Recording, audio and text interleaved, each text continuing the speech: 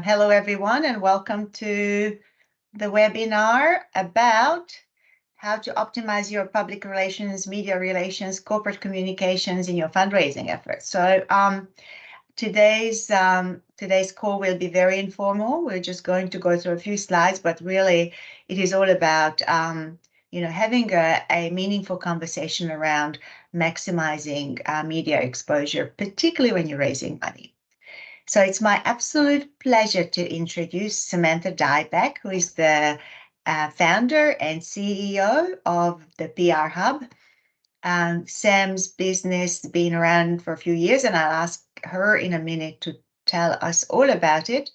But before I go into that, there's some practical things. The webinar will be very interactive. So we've got, if you look at the top row of your screen, I think the fourth button up there is a Q&A, so you can submit questions there. You can also submit question on the third button, which says chat, and we'll be monitoring both of those channels for your questions. So please feel free to put your thoughts, questions out there. So before anything else, I would just like to say that Sam, although she's running an amazing PR firm, she actually started this business. She really understands what it is like to be a founder of an emerging business. And whilst she's already won awards both as a CEO of the PR Hub, but also as a business, I think she still remembers what it's like to be at the beginning of the journey. So we're talking to an expert as far as that's concerned. So without any further ado, I'd like to introduce Sam and ask her to say a few words about herself, the business, and position PR really into the universe of an emerging business. Thank you, Maria. Thank you. Thanks for having me. And I'm just looking at the screen now. I'm not sure whether I don't have many slides because we're going to have a great chat today, and I think slides get a little bit static, especially in a webinar, but the slides that I'm just seeing at the moment, which are mine, are slightly off center just for me. I'm not sure if that's what everybody else is seeing. For me too. I think if Stefan, would you be able to do fit to screen on the slides? It's in the center on my screen. Okay, well, let's it's really, we can't really see it properly, but anyway, I think we'll struggle through with the slides, and we might want to just talk to them. Yeah, look, that's fine.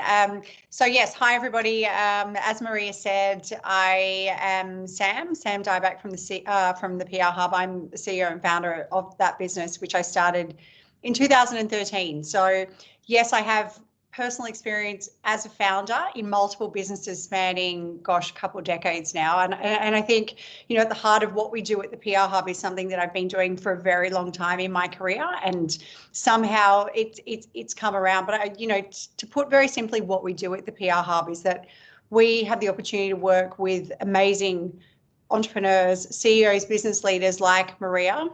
And our job really is to identify, craft, and tell the stories. So we need to do that in a way that it's engaging, it resonates with the audience, and it gets cut through. And that's essentially, that's our purpose, that's our drive. I'm very passionate about working with amazing, bright minds because, to be a little bit selfish about it, I guess, it's given me such an opportunity throughout my career to learn about so many different industries that otherwise I would never had touch points with. And our job really is to make sure that those industries, those entrepreneurs, those businesses get the attention they deserve, because these are businesses that were born out of problem solving. These are businesses that are born out of having a purpose for being. They're not just being disruptive or innovative for the sake of it, but at the heart of these businesses are founders, are CEOs who really want to change the world in the industries they work in to make the world a better place tomorrow. And so I feel very privileged to be able to be in that position with my team, to be able to tell those stories and also, as I said, be a bit selfish and get those learnings along the way. But I guess if we were to sort of move to the second slide, Stefan. And I'm not going to spend too long telling you all about me, but the second slide in my presentation, thought I'd give you a little bit of background and context as to how I got to where I am today as a business founder, and also to be working in the field that I am and what we're talking about. Stefan, are you there to change the slides? Yeah. Yeah, I'm on slide 3 now. We're still seeing slide 1. Still seeing slide 1. Okay, now we see Sam. Oh, that's good. I can't see you. If I can share, I mean, I'm happy to share the slide. You can share. So why don't you share, Sam? Try to share it. So apologies, guys, for this little technical interruption. Obviously, Stefan has some issues on his end. Technology is amazing, but it also, when it doesn't work, we all get very impatient. So I just need to be able to share, don't I? Yes, I think you can. Okay. Stefan, are you still there? Yeah. How are you going with your sharing? I was waiting for you. How about now? That's perfect. Excellent. I think that's the best. That's great. So what I was saying was, obviously that's what we do as a business today, and we work with some very successful CEOs, entrepreneurs, leading lots of different sort of companies, from companies that might be turning over $3, $4, $5 million, all the way up to $200, $300, $4 million. So it's a wide expansion. But I guess in terms of this slide here, my first point, back to what I was saying before, is that I started out my career when I was, late 90s. I was at university studying business law in Sydney, and I sort of stumbled upon an opportunity. I was very ambitious and I wanted to be in business, but I didn't know what that meant. But I stumbled across an opportunity where I was working with somebody who then became the general manager of a company called NADS, hair removal gel. And for any of you who are watching, listening today, that company was essentially a startup back when we didn't talk about startups or entrepreneurs. And it was a mum who had created a product to solve a problem for her daughter. And I had the great opportunity to be part of a startup back then at the age of 19 or 20, and working very closely with the general manager. My job title was very broad. So I was across P&Ls, product ordering, cost of goods, working with the sales team, working with the warehouse who were manufacturing the product at the time.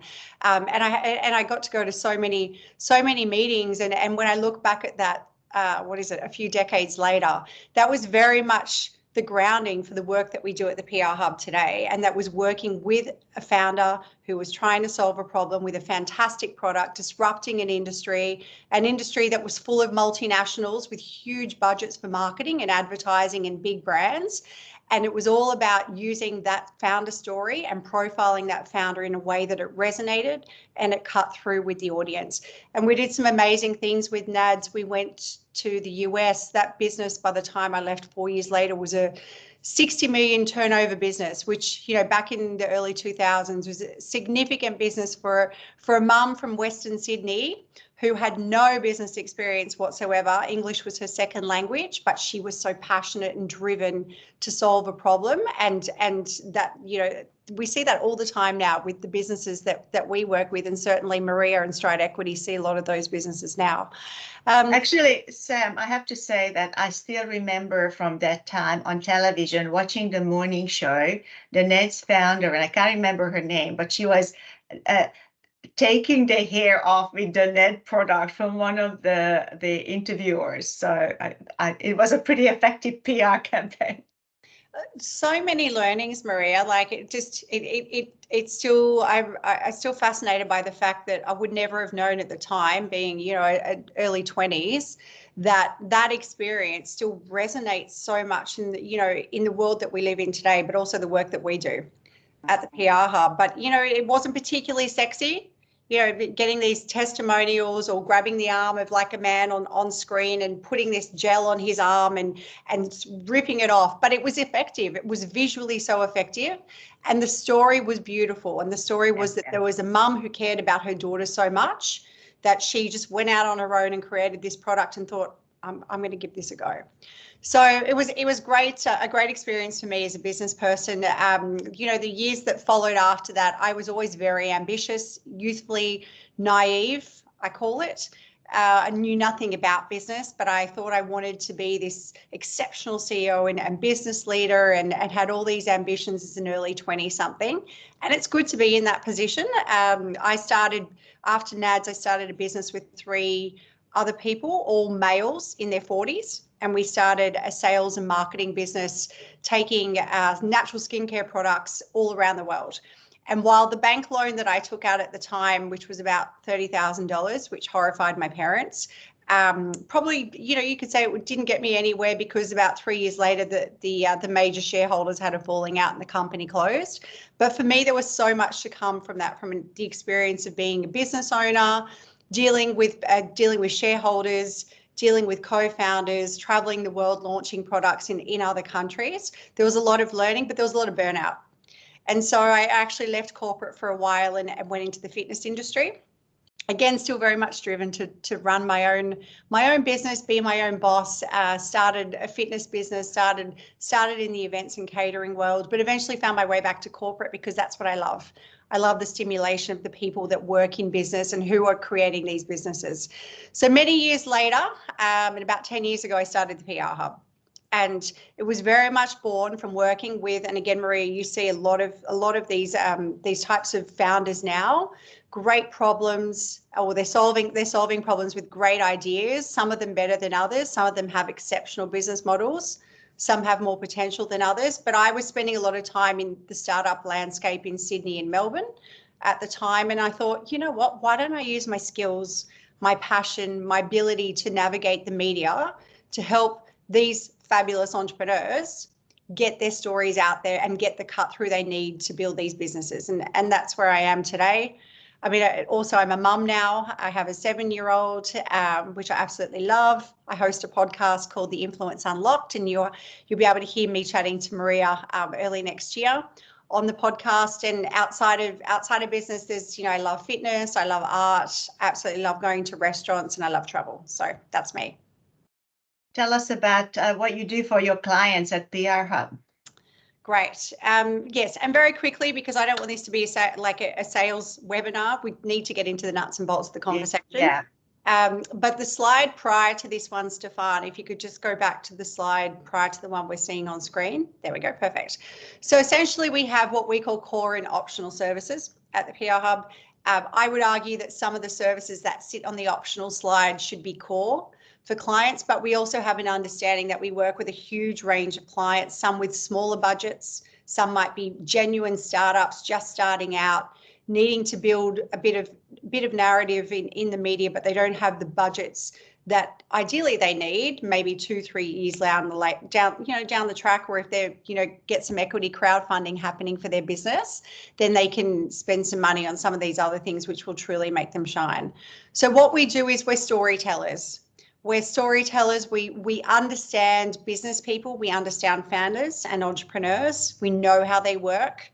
And our job is very much to help them do whatever they need within the budgets that they have to tell stories that resonate and get cut through. So on the screen, you can see some of the things that we do as a core service.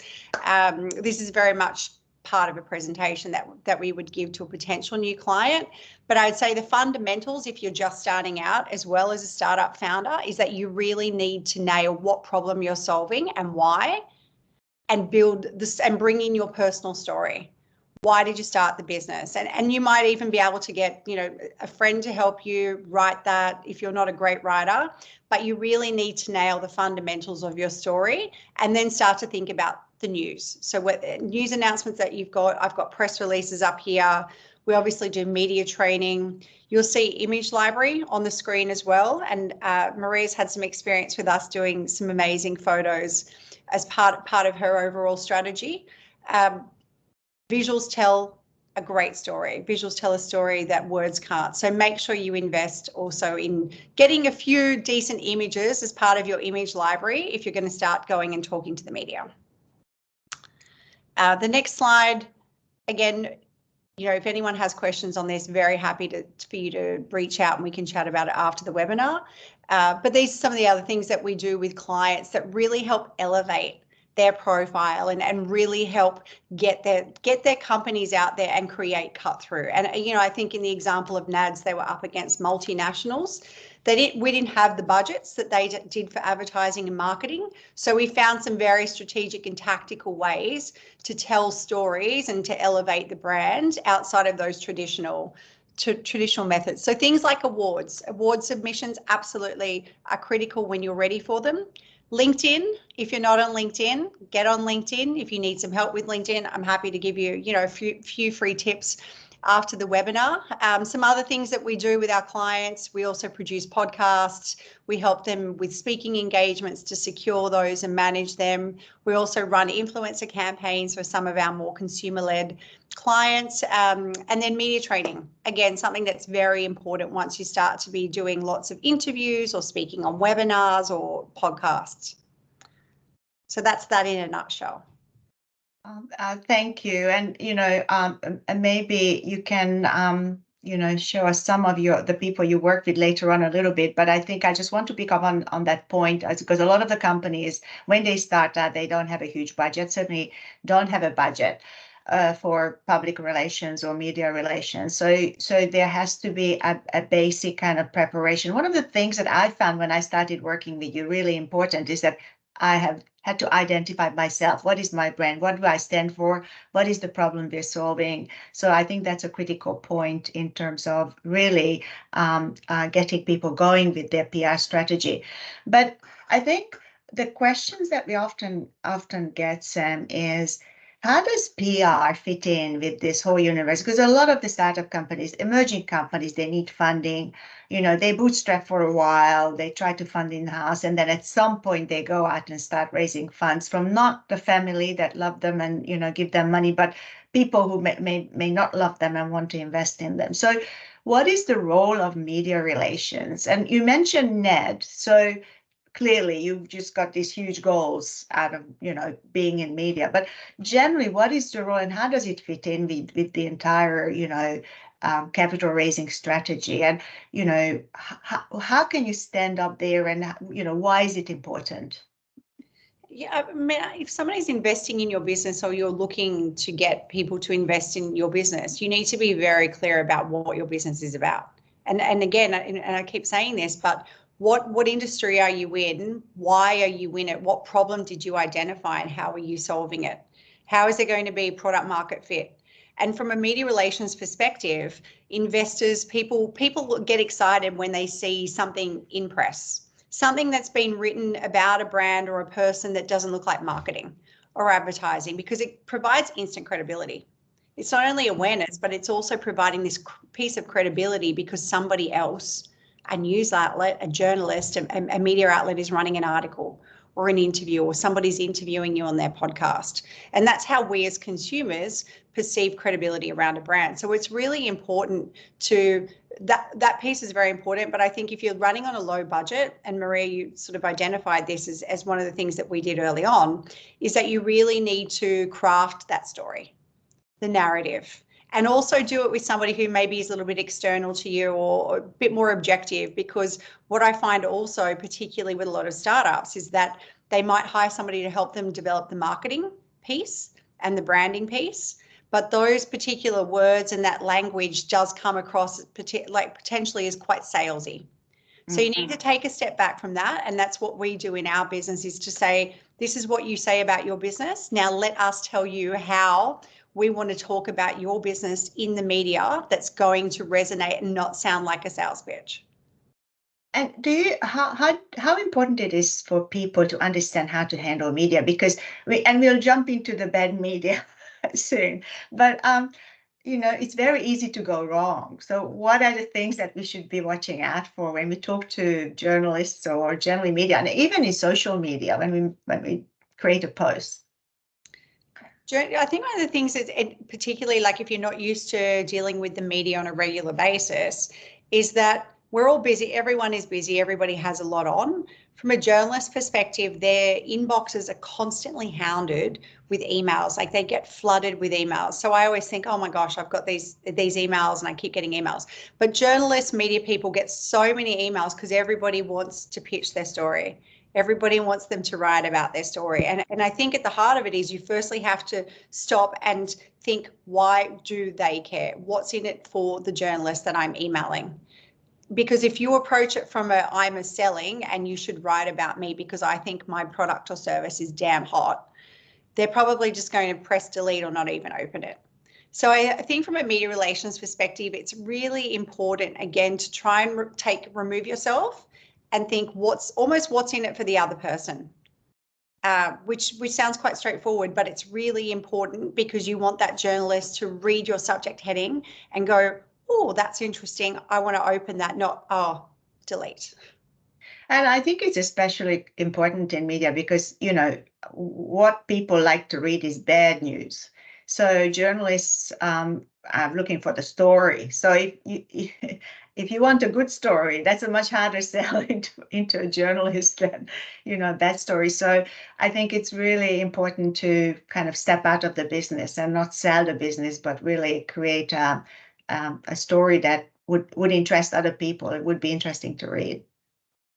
Yeah, I mean, for sure. And I think very much thinking about where you're at in the business life cycle and what you want to achieve as a business, and then asking the next question, which is how can PR or telling the story help us achieve that commercial objective, which is very important. So not just having PR for the sake of it. I mean, I know over the years, a lot of clients come to us and their North Star, their number one target is to be in the Australian Financial Review.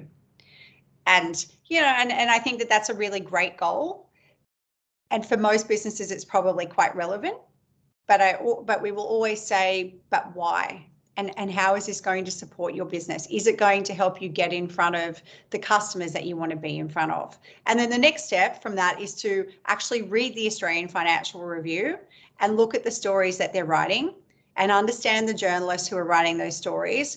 Because if they're not writing stories about what you think is newsworthy, then maybe you need to think about whether that's the best place for your particular story right now. And I think that comes down to, you know, understanding your industry as well, because there's so many industry publications today. And you mentioned the film review, and of course, fine. You know, ideally, we want to be a really positive, good news story in the film review. We all do that. But if that's not the case, I think we really need to understand what are the industry publications that actually people read in our own space. And, you know, we can get on the top of that. So, you know, I would just talk about perhaps a little bit about LiveBid, the deal we've done recently. And you've done a fantastic PR campaign for LiveBid for us, where we've been able to attract industry interest in the story, because obviously they were delivering something that the industry was really keen to hear about. So tell us a little bit about how you approach something like that. One of the things I like about LiveBid, and I suggest it stood out to you as well as part of the due diligence that you do at Stride Equity, is that they're doing something different, but they're solving a problem in their industry. It's not sexy, which I've heard you say as well. It's insurance. So it's not sexy, but they're solving a real problem for so many people, because at the heart of it, you know, we're all going to get older. We're all going to die. Life insurance is such an important thing, particularly if you've got loved ones or family around you. So they you know, they've created a product really to try and solve an existing very clunky, cumbersome system that doesn't make it easy for people. And Maria, I know you've got personal experience in this, and so do I. To be fair, you know, when I was trying to set up my life insurance, I think I almost gave up, because it was so difficult and it took so long, and I didn't, but I could understand when you presented LiveBid. I thought, wow, this product is amazing. So for them, it's very much looking at what's the problem. Again, what problem are they solving? What's interesting about them? And then also, what's the connection of the founder or the founding team to building this business? Human stories really resonate in the media, and us as consumers, we love storytelling and we love to read about what other people are doing and why.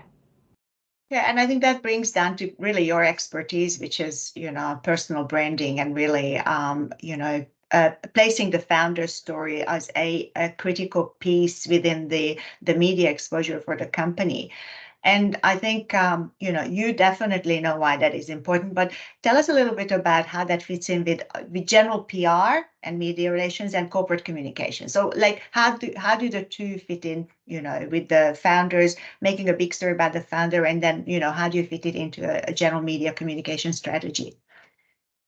Very much, the work that we do at the PR Hub, I would say is it's quite specialized in a way. And I've given some background to the, sort of my personal career and experience working with the founder and sort of by default, I've loved that space and that's where we've ended up with as a business. So not every PR campaign, there's a lot of PR out there, which is not founder driven, and it's much more consumer driven in and around the products, whether it's lifestyle, beauty, fashion, restaurants, etc.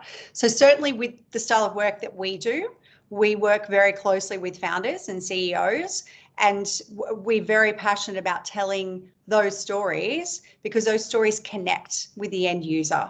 So it's not everybody just wants to hear about the next product that's saving the world, or the next product that's raised money, a business that's raised capital or a business that's announcing an acquisition. They also want to know the person behind it. It adds some color, it adds some light.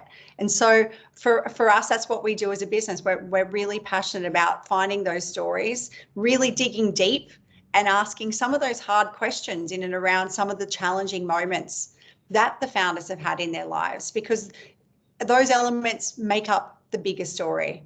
And, we recently had a client in the Weekend Australian in a section called The Inner Sanctum, and the client's called Taxi Box.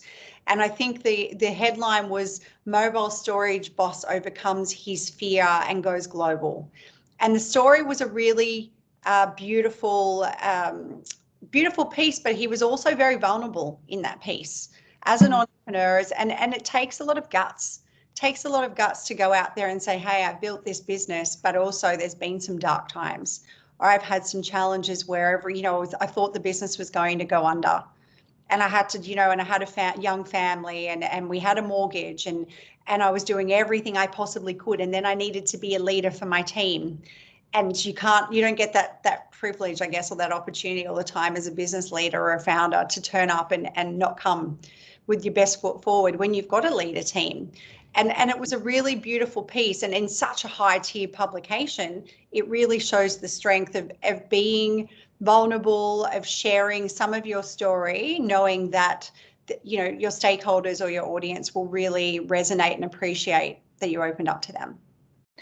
And I think as founders, we need to be prepared to be on the front of our businesses. And if we're not, then we really shouldn't be in that business. That's my absolute view. And, we see founders, we see, tens and some hundreds of companies all the time in terms of, how they present themselves. And the most successful at raising funds are those that, there's a real harmony between and authenticity between what the founder stands for and what the business is all about.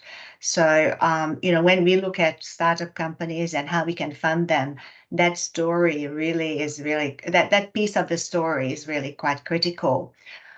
Sam, how is PR and personal branding and that personal story and communicating with the media changed since the absolute prominence of social media? I mean, you already mentioned LinkedIn, and you guys are very active on social media. But how did it change the whole picture? And who drives the story? I mean, just look at the recent Sam Altman and his story. I mean, who drives the story these days? Well, he's back, as they're saying now, he's back as CEO in less than a week. Crazy for such a huge global organization, the way that particular, I guess, piece of comm strategy has been handled. We spoke about this a little bit the other day, I know, when we caught up. Look, I think in terms of personal brand, if I look back to 20 years ago with the NAD story, we didn't have social media back then. We didn't talk about startups. We didn't talk about entrepreneurs. We didn't talk about capital raises. All these things are news announcements. They're all things that we read when we pick up the Australian Financial Review or the Sydney Morning Herald or Smart Company, all these publications. So personal brand, I think, and it's existed for a long time. If we look at the story of the founder behind Nike, Very much there's always been this idea of some of the best companies who've been founder-led have always then had a personal brand story that's been crafted as part of that business, very much in the startup and the early phases, because it creates a unique business. So in a cluttered space in particular, personal brand is really important. Now with social media, so many more people have a personal brand. And I said this in my podcast recently, is that as soon as you put yourself on social media, whether or not you like it, you're putting your personal brand out there. Now, what does that mean? It can mean so many different things. In the context of business, which is what we're talking about, personal brand, and we hear people say, oh, it needs to be authentic, it needs to be genuine. And it's absolutely true. I would say the same things. Consumers can see through personal brand when it looks contrived. The worst thing you can do is decide to create a personal brand around what you think other people need or what you think other people want, because it's going to be very short-lived, because you genuinely won't feel attached to it. So you need to be thinking very carefully around how you use social media. I'm quite careful personally around social media, because I know that once you put something out there in the public domain, it's there forever. Somebody can screenshot it, somebody might see it. So you need to be careful, but careful is not the same as contrived. Careful is just recognizing that, especially if you're a business founder or you're a business executive, is that you also have a responsibility in the corporate world or the businesses that you work in, and maybe even to, might feel like that extends to your family and your friends as well, a responsibility to put something out there that is seen as being within the brand and within the values of the people around you. And in terms of supporting our companies in social media as founders, like in a practical sense, what should we stand for? Like, I'm interested in everything. Well, but I can't start posting about everything, because then I'm not standing for anything, even though it's authentic and genuine and I'm really interested. So, like, is there a healthy number of things that we should be posting on, we should be standing for in our social media presence? I think the beauty, Maria, is that with social media, there's different platforms. So as a founder, you might choose, one piece of advice is not to go too broad on how many channels you're across as a founder, because it gets very time consuming. And unless you've got somebody managing all of those profiles for you, which then, that takes time and money as well, is to be really selective about the social media channels that you use. That's the first thing. And I think we're speaking sort of more in the context of being a business founder in this conversation. So naturally, if you're a business founder and you've got business objectives, and usually they're tied to commercial objectives to grow a business and to be profitable, you need to be thinking about what are the best things you can do to support that business journey, those goals that you have for the business that you're building, the business that you're in. So that's where I would start. I think from a business perspective, there's so many different channels. Some people these days are actually having so much success on TikTok for their businesses, versus some people are still having a lot of success on LinkedIn, and some other people are finding, Instagram or Facebook or Snapchat useful, or even Twitter. So define where your market is, your core market, and then pick your core social media targets for you as an individual. As a business, it might be different, and you might have somebody within the business looking after the business, but very much as an individual thinking about, how do I support my business goals? Back to your point, Maria, I've worked with founders before who've come to me and they're so smart and so intelligent, and they could talk on probably most topics that are in the news. And they'd come to me and say, oh, I just, I've got a comment on what's happening today. Use a current example, like I really want to write a piece about, what's happening now in Russia and Ukraine. And my advice to them would be, that's great, but let's bring it back. Why did you come to work with us? You've got this business. What are you trying to achieve as a business? You're the founder, you're the spokeshead. Does that really resonate? Does that really make sense and align with your business right now? And that's the question that needs to be answered. And sometimes that's, it's a difficult conversation to have, but maybe there's a personal platform where they can have that outlet. But I would always try and rein it back in, especially when you're on that business growth journey and you've got some big goals ahead of you. I think that's a really good advice, to step back and say, how is it going to serve my business when I post this? And of course, you can't post ads on your social media because that's nonsense. But the topics and the areas that you comment on or you bring in value, it has to resonate with your business. And I think thanks for that. That's really a good reminder for me to. Not that I'm that prolific on social media, but I just look like it. Talking about social media, and then of course, when you're on social media, you're open to criticism from anyone. Any keyboard jockey will put their 2 cents in, but which is one thing to handle. But then when we are in a media, we're also open to criticism by the media. And when we're up there telling a story, we have to be prepared to, hit a negative story. So do you have some advice of what to do, how to handle that? Maria, I know you've got your own personal experience in this space as well. And I'm not sure if the audience is aware of it, but I know that you've had your own, very personal experience with negative commentary about you in highly read media as your time as a CEO of an ASX. Yeah, just to clear the air, we're talking about a financial review, and it was in the context of running a public company. And when you look at when you run a listed company, people will criticize you, and if you don't, if nobody criticizes you, you literally don't exist. So I think, I hold it up as one marker of relevance when actual journalists bother to make a negative comment about you. Having said that, it's a very unpleasant experience, and either you really need to move on without,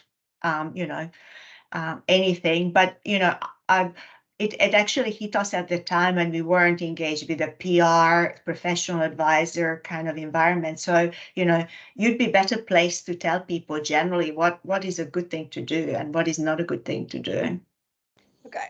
One wonders when Optus has been in the media a lot recently. I think, also that it was quite clear that they weren't ready for whatever reason. They were quite not ready for the crisis that evolved when 10 million odd Australian people's phones went down and internet connections went down. I would say that a crisis plan is always something that you should be considering. And even, for a tech startup, maybe that's a little bit elaborate and that's a bit far down the track. But very much, again, coming back to looking at what could go wrong. So looking at your business model, and particularly if you're dealing with end consumers, what could go wrong? So if you're supplying a product, could that product potentially cause a burn to somebody? Or could they take too much of my product and something might happen to them? Or in the case of Optus, there could be a cyber attack as what happened last year, or, this year, I'm still not quite sure what happened this year. I think they were blaming their parent company, but something can go wrong. And so it's being on the front foot and already asking yourselves those questions as a management team or whoever it is within your business. What could go wrong? What could go wrong? And then what is our response? Yeah, and I think that's great, because a crisis management plan, because you don't have to be in their fin review to have customer backlash. I mean, with social media, you can have a huge backlash against you quickly. So yeah, crisis plan, great. What else can we do?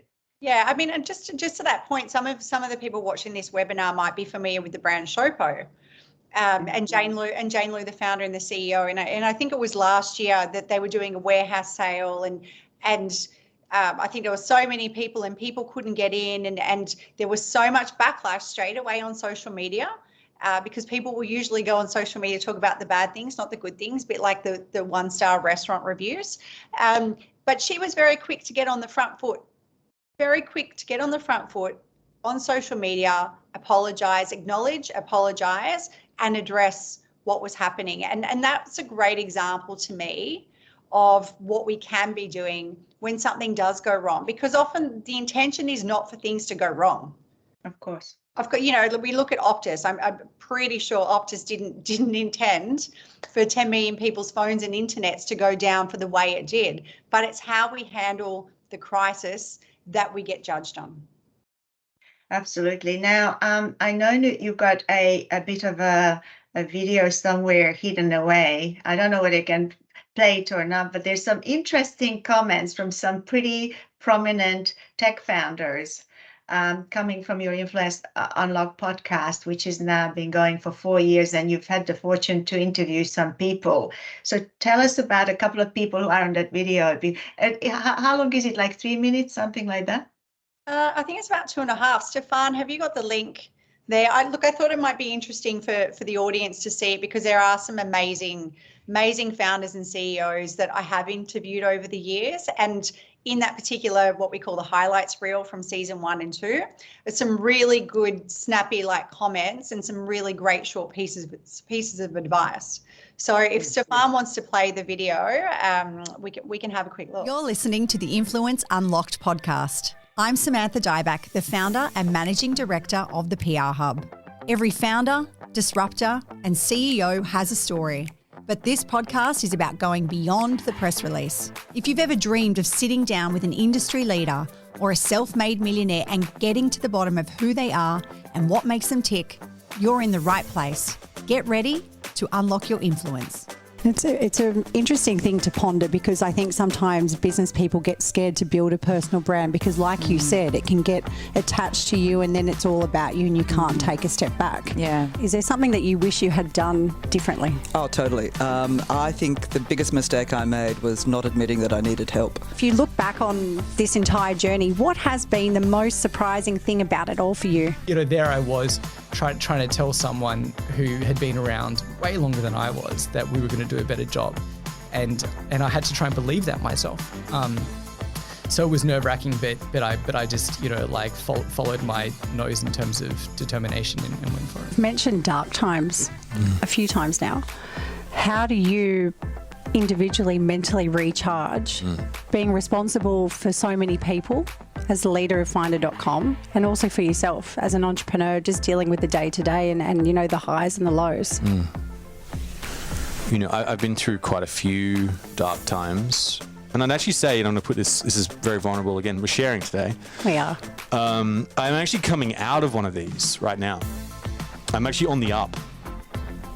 I hit really low over the holidays. I was like, over the last, say, 3 months, I was pretty down. I mentioned a little bit about you as a 15-year-old and working with your father. Can you tell us a bit more about what you were like as a youngster and what you think it is from that time that shapes or defines who you are today? I was a smartass when I was younger. That's probably the best way to put it. How do you deal when you get those knockbacks and a sponsor says, sorry, Emily, not this time? What do you do to get through that? I remind myself that for every 100 no's, there's got to be one yes. What's the best piece of career advice you've ever received? Time is really the best judge, because people are like, oh, that person's an amazing business person, or that person's no good or whatever, but the best judge is just time. Perseverance will always trump talent. There's no shortcuts to be successful. Not that I'm successful, but I'm just saying you should not take shortcuts in anything. What's the point? Life's too short for shortcuts. A lot of the best things that have ever happened to me in terms of career or personal life, to be honest, have come from facing a fear and just doing it anyway. If you love what you do, you'll never work a day in your life. It is absolutely what sums me up. So you're authentic and real, and that's important. But he said, don't get so close that you can't kick their ass.